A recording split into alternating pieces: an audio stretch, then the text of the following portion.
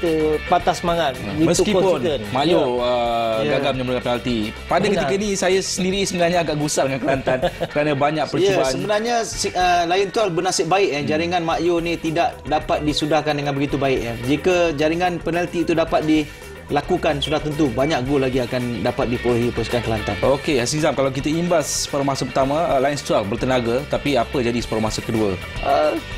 Memang dikatakan mereka tidak boleh mengekang segala asakan-asakan yang dilakukan oleh pemain-pemain Kelantan. Seperti yang kita lihat, Canturu begitu pantas di sebelah kanan, ke kiri ke kanan pemain ini melakukan larian-larian bertenaga. Dan juga Nurul sebelum membuat pertukaran, seperti Indra Putra dan lain-lain pemain lagi. Okey, saya tertarik dengan pandangan anda. Kemasukan Indra Putra dan masuk separuh masa kedua, kita lihat mengubah sikit sebanyak suntikan semangat diperlukan jentera Kelantan di separuh masa kedua. Jadi Azlan Johar, kemasukan kalau kita boleh lihat sebentar saja lagi aksi separuh masa kedua begitu berbeza. Memang dijangkakan kemasukan Indra menggantikan Nurul kerana Nurul walaupun bermain dengan agak positif, berjaya bawa lari bola ke atas dengan cukup baik untuk melakukan serangan, tetapi sentuhan terakhirnya nampaknya kurang berkesan jika dibandingkan dengan Canturu.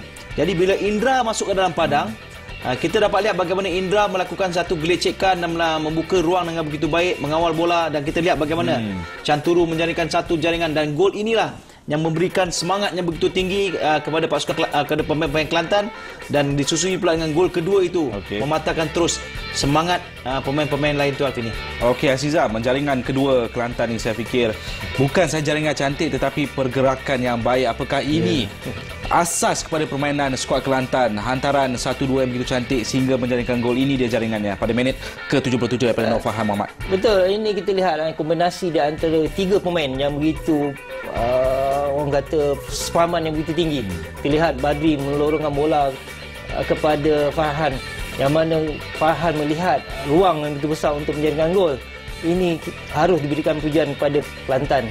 Okey, saya fikir dua jaringan pada itu mungkin sudah memenai buat Kelantan, tetapi tidak. Nampaknya mereka masih tidak puas. Begitu dagakan jaringan. Sebentar saja lagi kami akan bawakan kepada anda. Ini dia percubaan daripada Lion Tour yang nampaknya Khairul Fahmi sekali lagi menjadi ini juga salah seorang hero bagi pasukan Kelantan pada malam ini. Khairul Fahmi, kita dapat lihat dapat diselamatkan oleh Apik. Ini Mak Yu pasti terkilat malam ini gagal membuka penalti, dan kemudian percubaannya sekali lagi ditepis Hairul Nizam Jumat yang juga beraksi agak baik sebelum gawangnya dipolos dua kali pada minit ke-33 dan juga 37 daripada Canturu dan juga Farhan Farhan. Dan ini jaringan daripada Rizal Fahmi Rosid, pemain pertahanan. Zainal kata tadi macam penyerang. Ya,